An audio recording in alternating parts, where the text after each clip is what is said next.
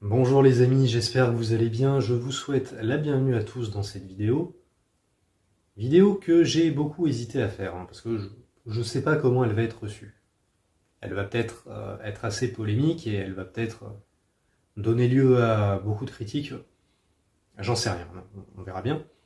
Mais dans cette vidéo, donc, on va parler d'amour. Et à ce sujet, je vais aborder avec vous la question suivante.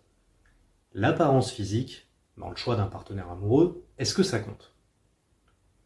J'en sais rien. J'en sais vraiment rien, mais c'est une question que je me suis beaucoup posée.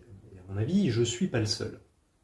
Quand on est sur un parcours d'éveil, on se remet beaucoup en question, forcément, et particulièrement dans le domaine du couple, qui est celui qui touche le plus à notre intimité et qui nous met le plus face à nous-mêmes. Comme ce parcours d'éveil, c'est avant tout un parcours de recherche du vrai, on a envie d'être dans le vrai aussi et avant tout dans nos relations amoureuses. On a envie d'être le plus pur, le plus élevé possible. Et donc il y a un moment où on s'interroge sur notre rapport à l'apparence physique. J'y ai pas échappé à cette interrogation, et j'avoue que ça a été une question très troublante. En tout cas, sur mon propre parcours, la vie a beaucoup insisté sur le fait que je devais me protéger et que je ne devais plus me laisser aveugler par un beau visage. Ça a été très clair comme message. Et en essayant d'apprendre cette leçon, je me suis fatalement interrogé sur l'importance du physique. J'ai eu une profonde remise en question par rapport à ce thème, j'ai beaucoup évolué, et après des années de travail sur ce thème, je peux vous annoncer qu'au final, le physique, pour moi ça compte toujours en fait. Et ouais. Jugez-moi si vous voulez, désolé si je suis décevant à ce niveau-là, mais je suis honnête avec vous, et surtout je suis honnête avec moi-même. Même après une guérison de l'âme, des années de voyages récurrents en réalité non ordinaire, le développement de ma médiumnité et autres rééquilibrages en tout genre, je suis obligé d'admettre que, à l'heure actuelle, à tort ou à raison, moi, la beauté d'une femme, j'y suis toujours sensible. Ça a toujours un impact sur moi. Donc je vais pas être dans le déni de ça. Et d'ailleurs, si malgré le parcours spirituel que j'ai suivi, au bout du compte ça a toujours un impact sur moi, je me dis qu'il y a peut-être une raison. Parce que j'ai essayé de plus m'y intéresser au physique.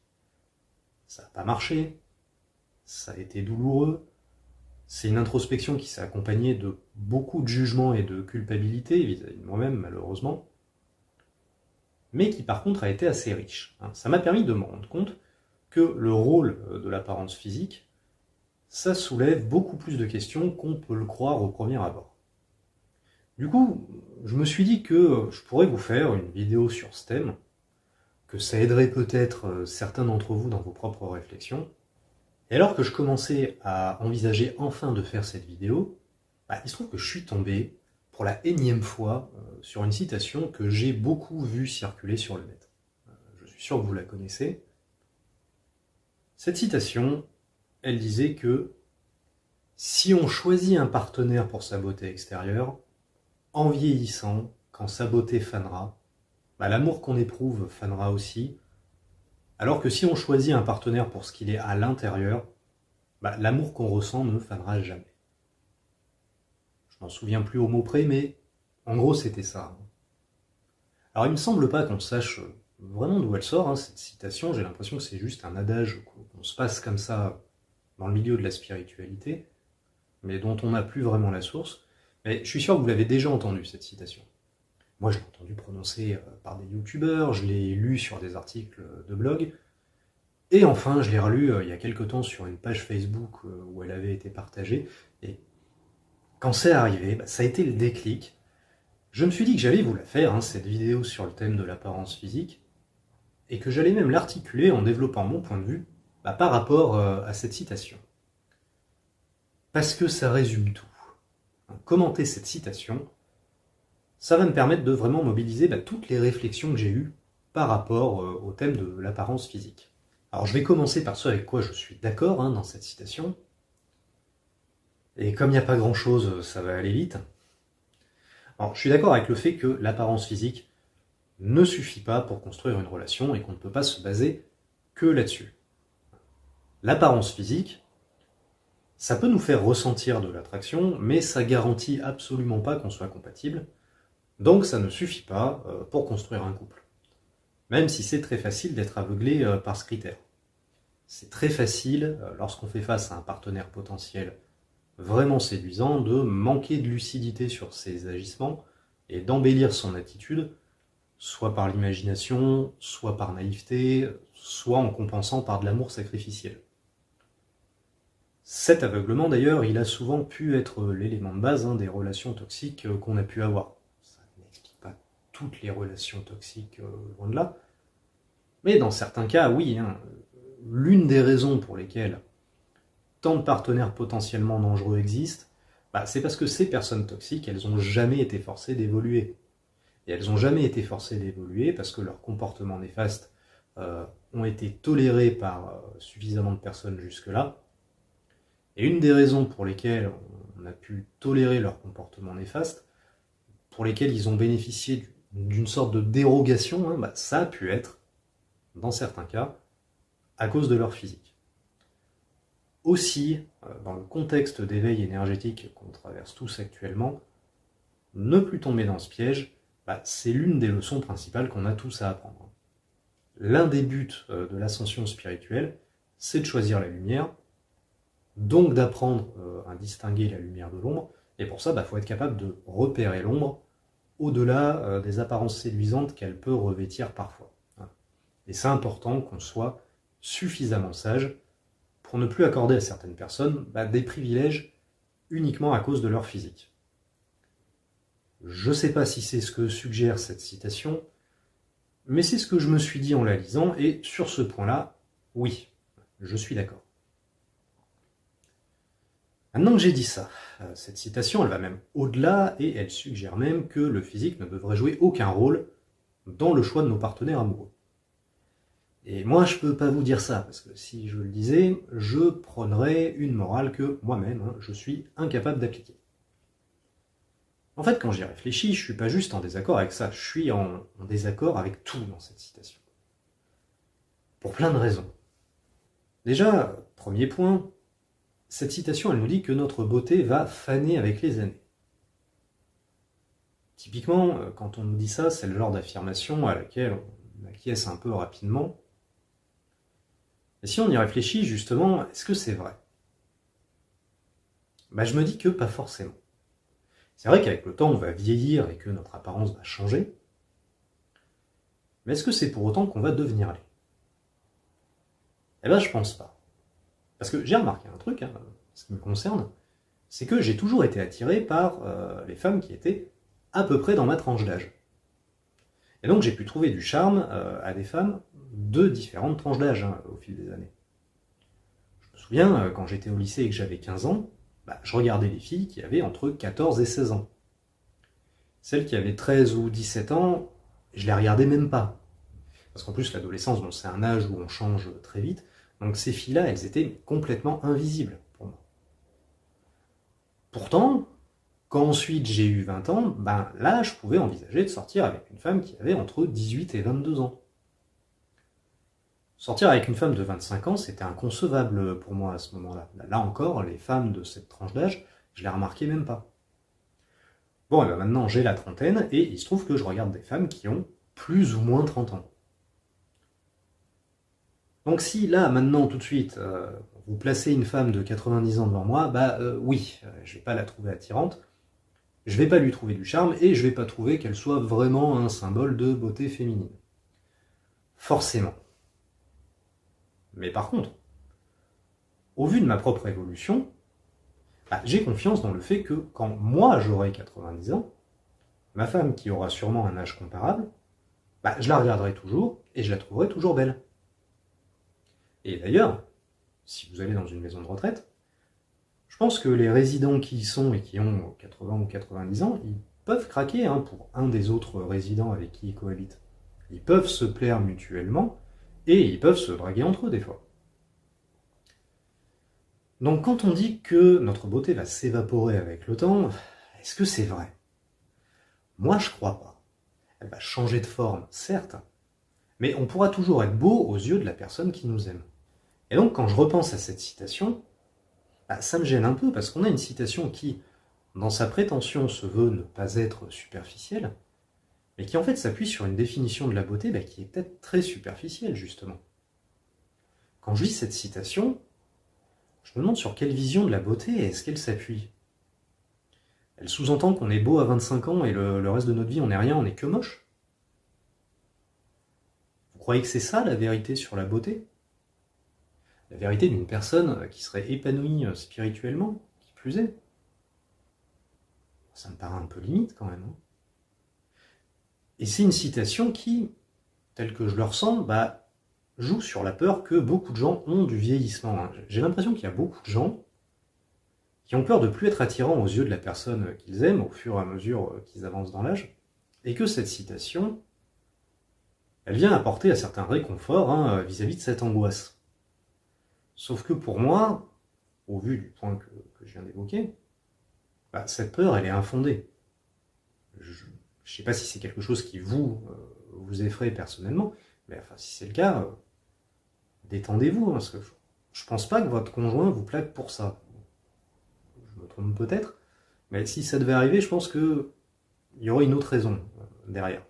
Ensuite, pour continuer sur la conception de la beauté, j'ai l'impression que c'est une citation qui joue sur l'opposition qu'on se représente souvent entre les gens qui seraient beaux physiquement et ceux qui ne le seraient pas. Il y aurait d'un côté les gens qui seraient beaux et d'un autre côté les gens qui seraient laids.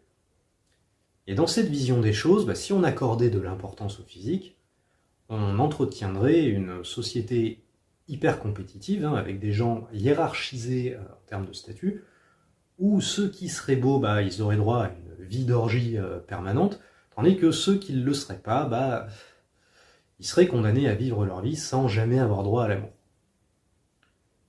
Ce serait profondément injuste, et pour éviter de vivre dans un monde aussi horrible, il faudrait qu'on se désintéresse tous de l'apparence physique pour une raison morale, en fait, pour que tout le monde puisse avoir sa chance dans le monde des amours.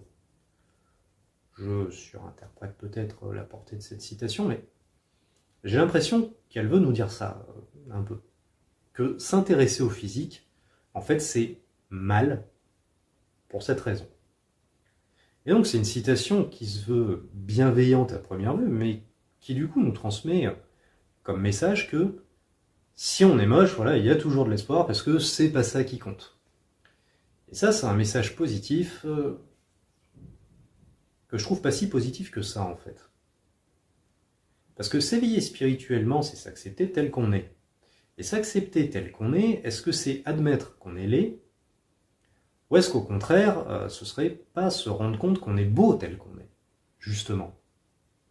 Moi, le message que j'ai plutôt envie de vous faire passer dans cette vidéo, c'est que justement, vous êtes tous beaux.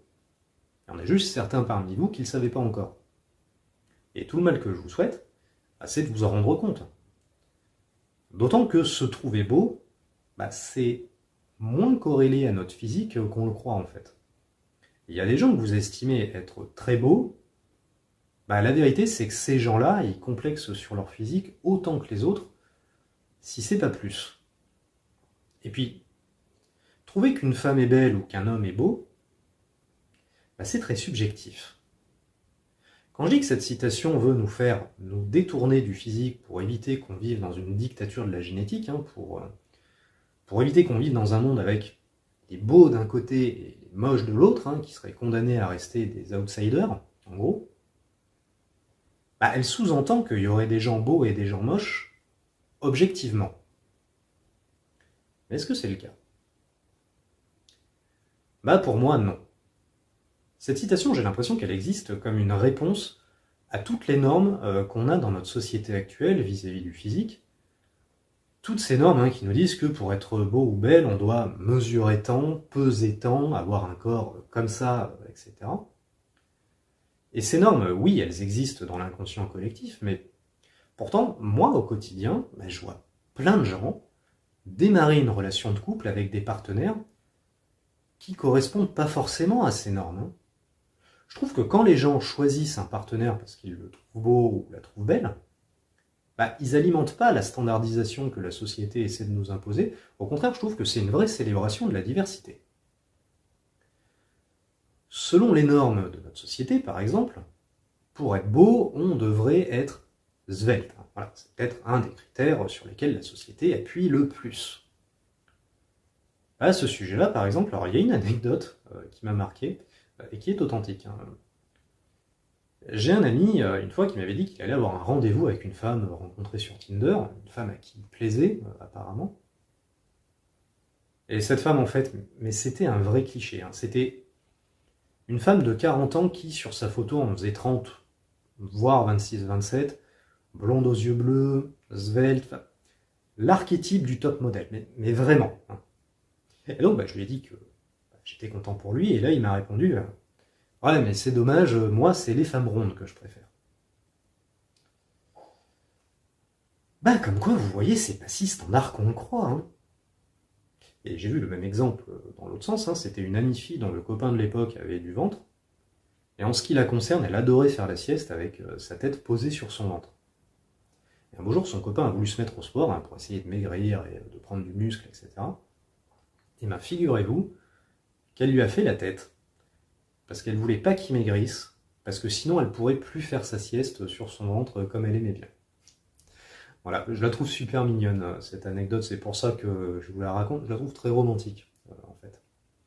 Bon, et là, j'ai pris l'exemple du surpoids, parce que c'est un peu la norme principale dans la société de l'image dans laquelle on vit. Mais ça marche avec tous les standards de beauté, en fait. Même un beau visage, ça fait pas forcément l'unanimité. En tout cas, je sais que moi, plusieurs fois par le passé, il y a eu des femmes qui m'ont ébloui, mais qui ont complètement laissé de marbre certains de mes amis. Eux, ils comprenaient pas ce que je leur avais trouvé. Et de la même façon, c'est souvent arrivé que certains de mes amis me disent qu'ils trouvaient telle ou telle femme vraiment belle et que moi, je comprenne pas ce qui leur plaisait en elle. Je me disais qu'en ce qui me concerne, je serais jamais sorti avec elle. Donc vous voyez qu'il n'y a pas forcément de standard. Manifestement, on n'a pas tous les mêmes critères. Et c'est tant mieux. Et si vous pensez à une personne que vous trouvez laide, peu importe qui c'est, je peux vous garantir que cette personne, il y a déjà eu au moins une autre personne qui l'a trouvée belle. Même si vous, ça vous paraît inconcevable. Autrement dit, contrairement à ce que cette citation semble suggérer, encore une fois, je surinterprète peut-être, mais contrairement à ce que cette citation semble suggérer, suivre notre attirance physique, c'est pas un processus qui exclurait complètement certaines personnes du monde des amours. Au contraire, ça inclurait bien toutes les variétés de physique existantes. Vraiment toutes. Et du coup, est-ce que c'est si condamnable que ça? En tout cas, quand j'ai dit tout ça, moi je me dis que le physique, c'est quelque chose de très personnel, et que même si l'apparence physique devait entrer dans nos critères de sélection amoureux, ça laisserait sa chance à tout le monde. Et alors même si y a des gens qui, en moyenne, seraient davantage considérés comme beaux par une plus grande majorité de personnes, au final, plaire au plus grand nombre, on s'en fout. Ce qui compte, c'est d'être beau aux yeux des partenaires qui nous sont destinés. Et ça, quel que soit le physique qu'on a, on l'est. Et donc, dans cette vidéo, je vous souhaite pas de rencontrer un partenaire qui vous aime, même si vous seriez moche. Non, au contraire, moi, je vous souhaite de rencontrer un partenaire qui soit capable de percevoir votre beauté et qui soit capable de faire en sorte que vous vous trouviez beau. Et ça m'amène à une autre anecdote que j'ai vécue une fois. Alors, je me baladais dans la rue avec un ami, on a croisé une femme que moi, j'ai trouvée belle, je lui ai montré, et il se trouve que lui, il était mais pas du tout du même avis. Sur le moment, j'ai pas compris comment il faisait pour pas la trouver belle, mais bon. Ça m'a démontré encore une fois que la beauté, c'est subjectif comme critère. Sauf que cette fois-là, après coup, j'ai poussé le raisonnement un peu plus loin et je me suis fait la réflexion suivante. Je me suis dit, si la beauté c'est subjectif, et qu'une femme que moi je trouve belle, il y a des hommes qui la trouvent belle et d'autres non, alors peut-être que cette femme, elle mérite de sortir avec un homme qui est capable d'apprécier sa beauté, plutôt qu'avec un homme qui est insensible. croyez pas? Et ça m'amène à vous poser la question en sens inverse. Parce que quand on dit que la beauté extérieure, c'est pas ce qui compte, on dirait que tout le monde pousse un cri de ralliement et dit « Ouais, c'est vrai, le physique, on s'en fout ». Mais imaginez que les rôles soient inversés. Est-ce que vous accepteriez de sortir avec un partenaire en sachant que vous êtes laid à ses yeux? Je pense pas. Ou alors, si vous répondez oui, je pense que vous êtes l'exception sur un millier. Peut-être que vous voulez pas qu'il ou elle vous aime juste pour votre physique, certes, mais est-ce que vous accepteriez de sortir avec lui ou avec elle si il ou elle vous trouvait repoussant physiquement? Et donc, est-ce que c'est vraiment ce que vous voulez imposer à votre partenaire? Est-ce que vous voulez que il ou elle soit dans une relation de couple où vous lui renvoyez une image repoussante de lui? Si vous l'aimez, je pense pas. Imaginez par exemple qu'un homme invite des amis à manger chez lui un soir pour leur présenter sa nouvelle copine, et que pendant qu'elle s'éclipse à un moment donné dans le repas, les amis de cet homme en profitent pour lui dire que sa nouvelle copine, il la trouve vraiment moche et qu'ils comprennent pas comment il fait pour être avec. Et imaginez qu'à ce moment-là, la copine en question surprenne la conversation, mais qu'avant de rentrer à nouveau dans la pièce, elle attende de voir comment son copain réagit. De la part de cet homme, selon vous, quelle serait la réponse la plus forte? Qui répondent à ses amis, ouais, je sais, elle est moche, mais c'est pas pour ça que je l'aime. Ou qui répondent simplement, mais moi je la trouve belle, les gars. Je vous laisse juger, mais à mon avis, dans cette situation, la deuxième réponse aurait beaucoup plus d'impact. Et puis, je ne sais pas si le physique ça compte, mais il y a une chose qui est importante dans une relation dont on va tous convenir, c'est l'honnêteté. Donc si vous suivez le conseil de cette citation et que vous sortez avec un partenaire qui ne vous plaît pas physiquement, vous avez que deux solutions. Soit vous lui mentez, soit vous êtes sincère et vous lui envoyez constamment dans la figure qu'il ou elle est moche. Dans un cas comme dans l'autre, ça me paraît pas très sain comme relation, vous ne trouvez pas? Surtout quand, encore une fois, un autre partenaire que vous pourrait avoir un avis différent. D'ailleurs, même si vous ne choisissez pas un partenaire pour le physique, que vous vous retrouvez avec quelqu'un qui ne vous plaît pas au premier abord physiquement, mais que cette personne finit par vous plaire pour d'autres raisons. Est-ce que vraiment, quand cette personne va vous plaire, vous allez continuer de la trouver laide?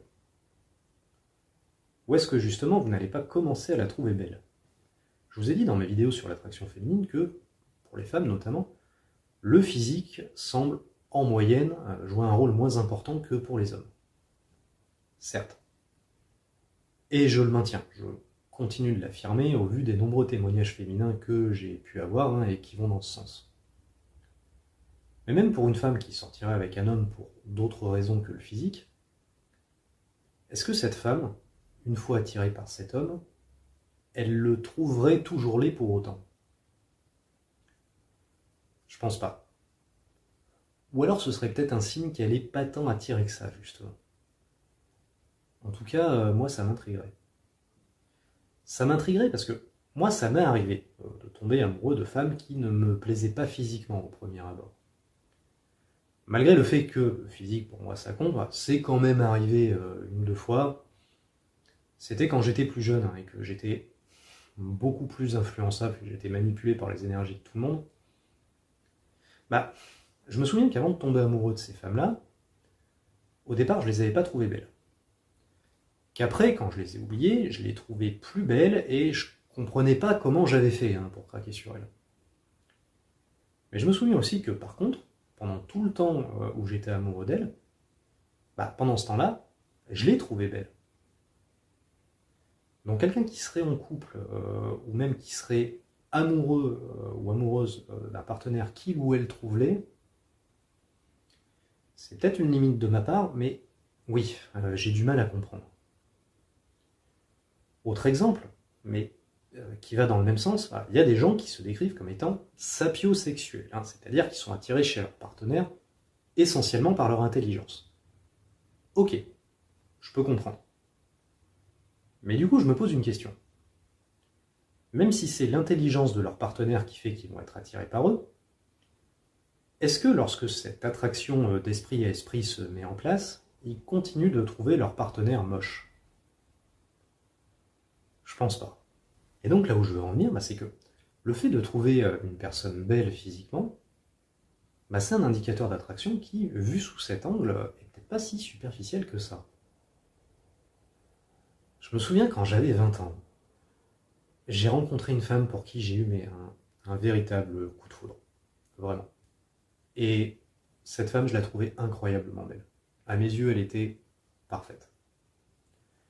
Et donc cette femme, je l'avais montrée à certains de mes amis, qui n'ont pas hésité à me donner leur avis. Et parmi ces avis, comme commentaire, alors j'ai eu droit à ah non, trop de maquillage, ah non, trop superficiel, et non, franchement, elle est banale, moi, ta super nana, je vois pas ce que tu lui trouves. Ouais. Les gens sont trash, quand même. Enfin, je comprenais pas. Parce qu'elle était sublime, cette femme. Elle l'est toujours, d'ailleurs. Mais je me souviens qu'à l'époque, quand j'entendais ça m'énervait. Je me disais, non, c'est elle la plus belle, vous y connaissez rien, vous êtes nuls. Et en fait, maintenant, quand j'y repense, non seulement ça m'énerve plus, mais ça me rend même fier, en fait. Parce que je me dis, justement, si le physique de cette femme que moi, je trouvais absolument parfait, ne fait pas l'unanimité, c'est que c'était peut-être pas une attirance si superficielle que ça, c'était peut-être un signe que cette femme était spéciale pour moi, et c'était peut-être révélateur d'une connexion plus haute que ça. Et en l'occurrence, je sais maintenant que oui, c'était le cas. Non, c'était pas ma flamme jumelle. La femme que j'ai identifiée comme ma flamme jumelle, bon, je l'ai rencontrée bien après, mais voilà, cette femme, c'était pas n'importe qui, c'était, on va dire, une âme sœur très particulière. Et ça m'amène à une dernière question que je me suis posée. Alors, je vais peut-être partir un peu loin, mais bon, c'est pas grave. Cette question, c'est: est-ce qu'on peut considérer la beauté comme un critère d'attraction superficielle dans un univers dans lequel le hasard n'existe pas? Oui, parce que moi, en spiritualité, j'ai entendu dire un truc, c'est que, paraît-il, avant notre incarnation, on choisirait beaucoup de choses. On choisirait notre visage, on choisirait notre apparence physique, on choisirait nos parents, on choisirait notre famille, on choisirait l'endroit où on choisirait nos partenaires amoureux, voilà, au moins les principaux, on choisirait nos expériences de vie, on choisirait nos traumatismes, on choisirait nos épreuves. Et bien sûr, on choisirait tout ça de façon synchronisée avec les autres, sinon ça ne marche pas. Et donc tous ces éléments, et d'autres encore, formeraient ainsi un plan cohérent qu'on appelle le chemin de vie. Bon, et ensuite on s'incarne, en s'incarnant on oublie le plan, et après on passe toute sa vie à se demander pourquoi on a signé pour une vie pareille. Ouais. Bon, vous l'avez sûrement entendu dire ça, vous aussi. Ok, je reprends les points essentiels. Avant l'incarnation, on ferait des choix de façon synchronisée et concertée avec les autres. On choisirait notre physique, on choisirait nos partenaires amoureux. Allez-y, reliez les points entre eux. Moi, quand je mets tout ça ensemble, je me dis que s'il y a des gens qui nous plaisent physiquement, c'est peut-être pas un hasard. Ça a peut-être été décidé pour une bonne raison, et donc c'est peut-être pas si superficiel que ça. Au contraire, c'est peut-être un moyen super efficace pour se reconnaître. Et si vous avez un certain type d'homme ou un certain type de femme, c'est peut-être pas pour rien. Alors après, voilà, c'est une question que je me pose. Peut-être qu'il y a des gens qui sont plus évolués que moi et qui vont dire non mais Ben, c'est stupide ta conclusion, t'as rien compris. Ok, peut-être. Une critique qui serait facile à faire d'ailleurs, ce serait de rappeler que si c'est vrai pour nos âmes sœurs, nos partenaires toxiques aussi, ils ont peut-être le physique qui va bien pour qu'on tombe dans le panneau. Donc, encore une fois, ça suffit pas comme critère.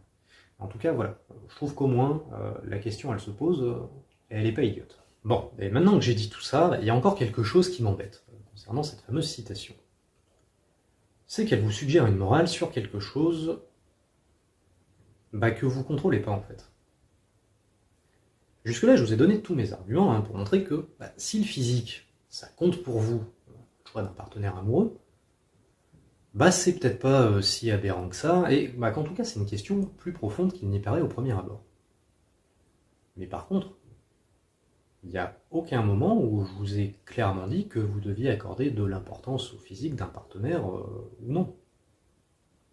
Et d'ailleurs, je ne peux pas vous encourager à privilégier un critère plutôt qu'un autre, parce que, de toute façon, contrairement à ce que cette citation sous-entend, on ne peut pas contrôler l'attirance qu'on éprouve pour quelqu'un. Et alors là, pour la deuxième partie de cette vidéo, je vais peut-être me positionner à contre-courant d'absolument tout le monde, mais c'est pas grave. Moi, à force de me pencher sur la question, j'en suis arrivé à la conclusion qu'on ne choisit pas nos partenaires amoureux. Carrément. Alors vous allez me dire, oui mais Ben, tu nous as dit il y a 2 minutes qu'on pouvait peut-être choisir nos partenaires avant l'incarnation. Oui, je l'ai dit.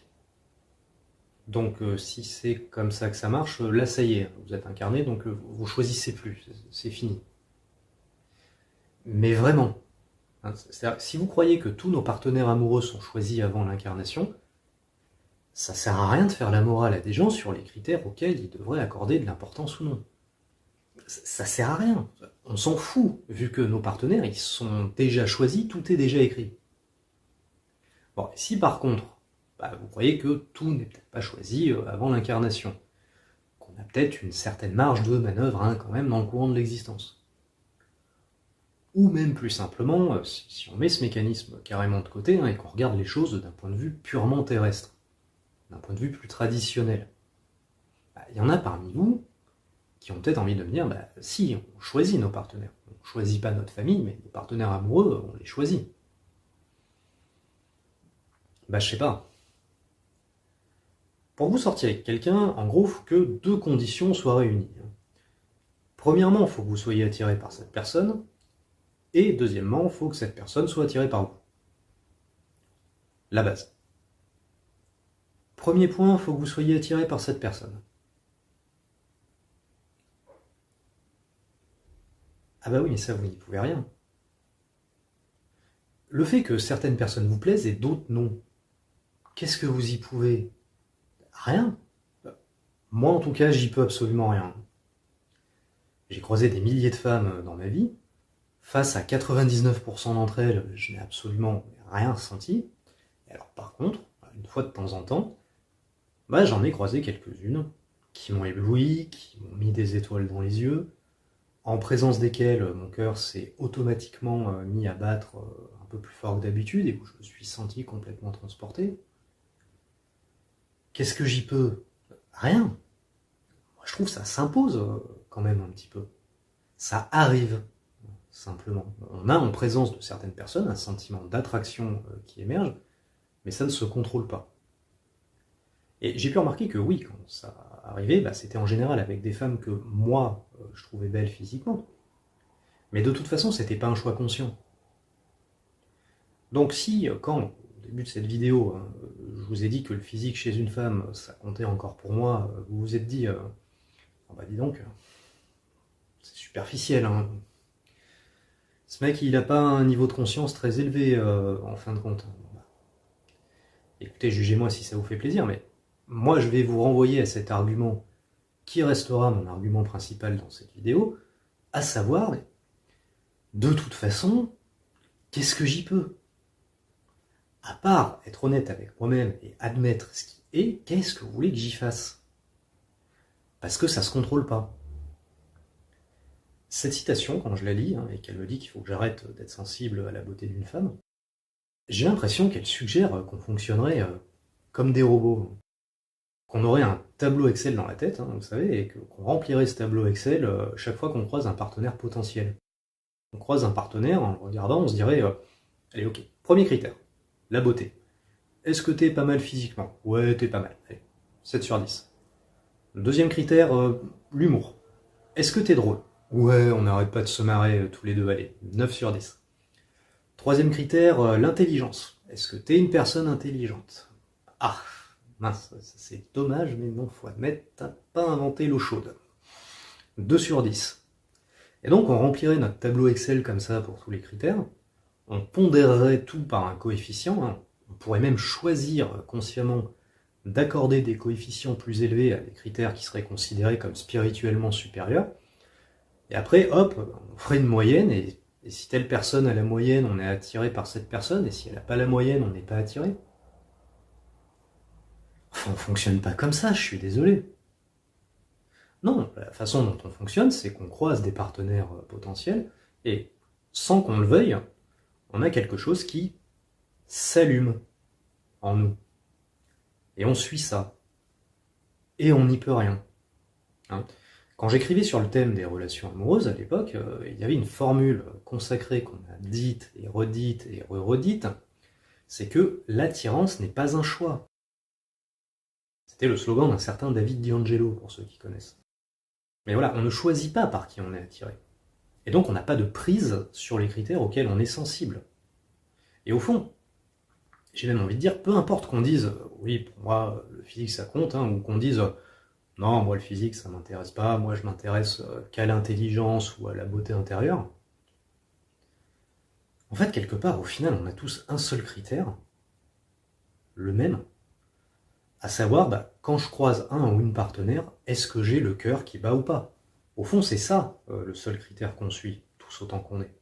Et donc, c'est ce avec quoi je suis le plus en désaccord avec cette citation, c'est qu'en nous faisant la morale sur les critères qu'on devrait ou non privilégier lors du choix d'un partenaire amoureux, cette citation, elle sous-entend qu'on peut choisir par qui on est attiré. Et donc, elle nous incite à tenter de contrôler quelque chose qui ne se contrôle pas de toute façon, et que donc, par définition, on va échouer à contrôler. Pour faire culpabiliser les gens, il n'y a rien de mieux. Alors après, il y a quelque chose qu'on peut faire, c'est, dans un deuxième temps, décider ou non de suivre l'attirance qu'on ressent. On peut se dire, par exemple, ok, cette fille me plaît, je ressens quelque chose pour elle. Mais comment est-ce qu'elle se comporte? Elle se comporte comme ça. Est-ce que je suis déjà sorti avec une fille qui avait un tel comportement? Oui. Est-ce que ça m'a réussi? Non, ça a été un vrai carnage, j'ai énormément souffert, j'ai mis 3 ans à m'en remettre. Ok, donc même si elle me plaît ce coup-ci, je vais me protéger, et je vais pas reproduire la même erreur. Ça c'est possible. Et c'est important de savoir faire ça. C'est vital même. Je vous ai dit 2 fois dans cette vidéo que la beauté physique ne suffit pas. Je vais même aller plus loin, l'attirance ne suffit pas. Il faut également vérifier qu'on est avec un partenaire avec qui on est vraiment compatible.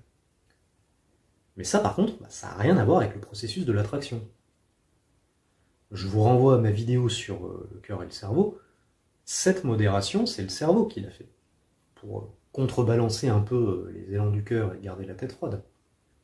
Le cerveau, il nous permet certes de renoncer avec sagesse à des partenaires qui nous plaisent, mais qui ne nous correspondent pas, mais il ne nous permet pas de faire l'inverse. Il ne nous permet pas de décider d'être attiré par d'autres partenaires qui, eux, seraient pratiques, mais que le cœur n'a pas choisi. Ce que les gens ne comprennent pas toujours, d'ailleurs. Je ne sais pas si ça vous est déjà arrivé, mais moi, quand j'étais célibataire, parfois j'avais des gens qui essayaient de me caser avec une amie à eux. Ils me disaient des choses du genre ouais, mais franchement, pourquoi tu te mets pas avec elle? Elle est célibataire aussi, elle est gentille, elle est cool. Oui, je sais, sauf que j'ai pas envie, j'y peux rien. Les gens, des fois, ils ont pas l'air de comprendre. Peut-être que c'est ce qu'ils font dans leur vie à eux, qu'ils écoutent pas leur cœur et ils sortent avec les gens qui sont posés là, qui sont pratiques. Du coup, ils comprennent pas qu'on ne fasse pas pareil. Je sais pas. J'ai même des amis à une époque qui m'ont dit « Franchement Ben, si tu pouvais sortir avec elle, ça nous arrangerait bien. » Ouais, mais j'ai pas envie. Je vais pas me forcer juste pour être arrangeant, les gars. Vous voyez bien que c'est pas possible. Enfin, bref, l'attraction, l'attirance, certes, c'est une condition non suffisante pour sortir avec quelqu'un, mais c'est une condition nécessaire par contre. une condition dont, je le redis encore, on ne décide pas. Ça, c'est le cœur qui gère et qui nous l'impose, mais on n'a aucune prise là-dessus. Donc pour sortir avec quelqu'un, il faut que cette personne nous plaise. On ne choisit pas, ok. Et ensuite, deuxième point, il faut qu'on plaise à cette personne également. Bon, là, ça va aller vite, parce que c'est la même chose en fait. Ça, on ne le choisit pas non plus. Si ni vous ni personne ne peut décider qui vous plaît, que c'est une émotion qui s'impose à vous, ça s'impose pour les autres aussi. Et on n'y peut rien. Alors je vous dis ça, pourtant moi je suis coach, et j'ai déjà fait du coaching amoureux. Et j'ai déjà accompagné des personnes pour les aider à rencontrer quelqu'un et à être en couple. Parce que c'est possible de prendre en main sa vie amoureuse pour que celle-ci, elle soit davantage en accord avec ce qu'on souhaite vraiment vivre. C'est possible, par exemple, je sais pas moi, de conscientiser des comportements qu'on peut avoir, qui sont néfastes pour les autres, pour pouvoir les dépasser et améliorer son relationnel avec les autres. Ça, ok, je comprends. C'est possible aussi d'apprendre comment fonctionne le sexe opposé pour améliorer sa communication avec lui. Ça aussi, je comprends. C'est possible de prendre conscience de l'image qu'on renvoie aux autres pour apprendre à se présenter aux autres d'une façon qui soit plus saine. Ça, je comprends. C'est possible de dépasser ses vides intérieurs pour que l'amour en nous circule mieux et que, par effet miroir et par attraction, l'amour puisse se concrétiser dans notre réalité expérimentée et qu'ainsi on puisse rencontrer quelqu'un. Ça, je comprends. C'est possible de se remettre de l'influence négative qu'un partenaire précédent a eue dans notre vie pour faire de la place en nous et être en capacité d'accueillir un nouveau partenaire dans notre vie. Ça aussi, je comprends. C'est possible, par un travail intérieur, d'aller éveiller le masculin sacré ou le féminin sacré en nous pour révéler notre potentiel amoureux. Ce qui, en moyenne, va certainement nous rendre attirants auprès d'un plus grand nombre de personnes. Ça, je comprends. C'est possible aussi de devenir plus séduisant en gagnant en authenticité, en devenant de plus en plus soi-même. Ça, c'est quelque chose que je dis souvent à mes coachés d'ailleurs, c'est qu'ils vont rencontrer un homme ou une femme qui va tomber amoureux d'eux, sous-entendu du vrai eux. Donc, pour provoquer cette rencontre qu'ils attendent, c'est important, dans un premier temps, de donner la parole à leur vraie voix intérieure et de permettre à leur être véritable d'émerger, ce qu'on fait en coaching. Ça, je comprends. Mais par contre, faire en sorte que cet homme ou cette femme en particulier veuille sortir avec vous, je suis désolé, je sais pas faire. Et je crois que personne au monde sait faire. Ou alors, si vous connaissez un coach qui sait faire ça, écoutez, filez-moi son numéro. J'aurai plein de questions intéressantes à lui poser. Enfin, je sens l'arnaque quand même. Et donc, en résumé, on dit souvent qu'on choisit nos partenaires amoureux, mais si vous choisissez ni par qui vous êtes attiré, ni qui est attiré par vous, vous choisissez quoi en fait? Pas grand-chose.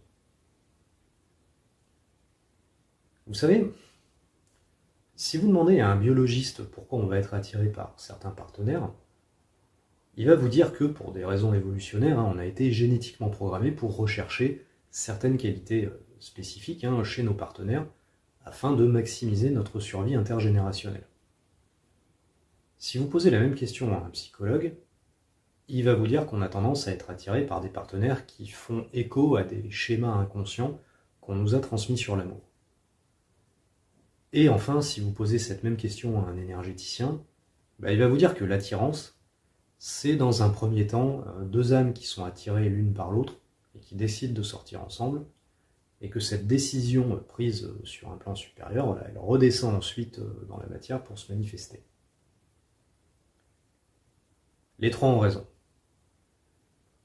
Les trois ont raison, mais par contre, dans chacune de ces explications, l'esprit conscient n'intervient pas. Tout est purement inconscient.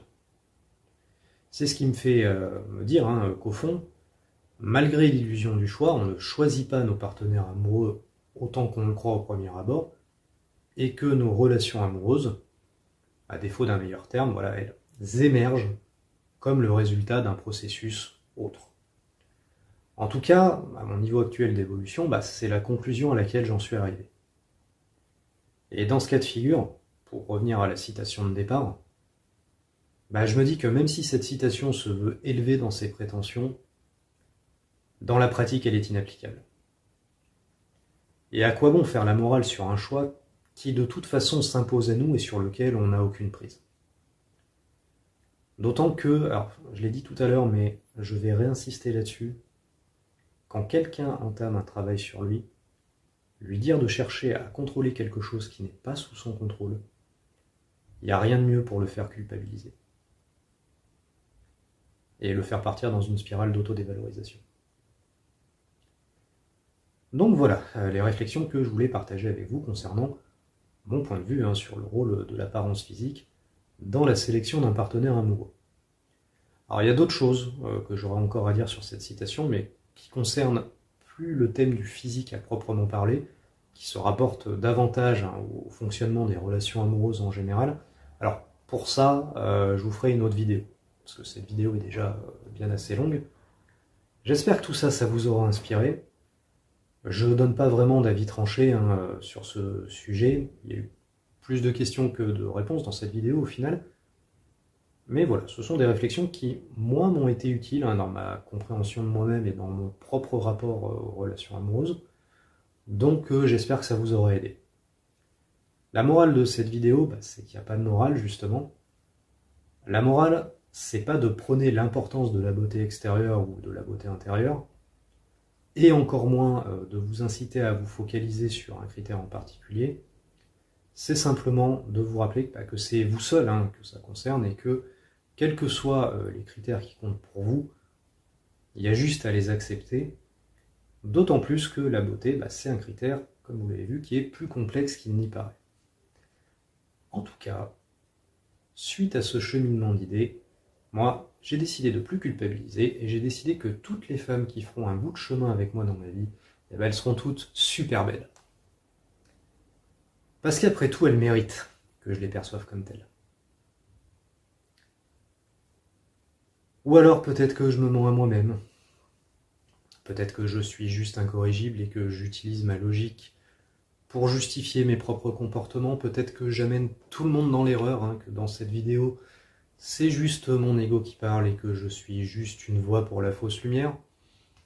C'est des questions que je me pose tous les jours, vous savez. Mais bon, de toute façon, je n'ai aucune autorité sur vous. C'est à vous de faire preuve de discernement et de décider par vous-même pour aller chercher ce qui résonne en vous. Si certains arguments exposés ici ont résonné en vous, écoutez, tant mieux. Et si c'est pas le cas, si vous êtes en désaccord avec ce que j'ai dit, alors dans ce cas aussi, même si c'est en opposition, ça aura fait vibrer la corde de votre vérité intérieure, et donc dans tous les cas, ça vous aura été bénéfique. Pour conclure, vous êtes super canon, voilà, au cas où personne ne vous l'aurait dit aujourd'hui, vous l'avez entendu. Ce sera le mot de la fin, je m'arrête là. Je vous remercie de m'avoir suivi, et je vous dis à bientôt pour la deuxième partie de cette vidéo. Paix et amour à vous tous.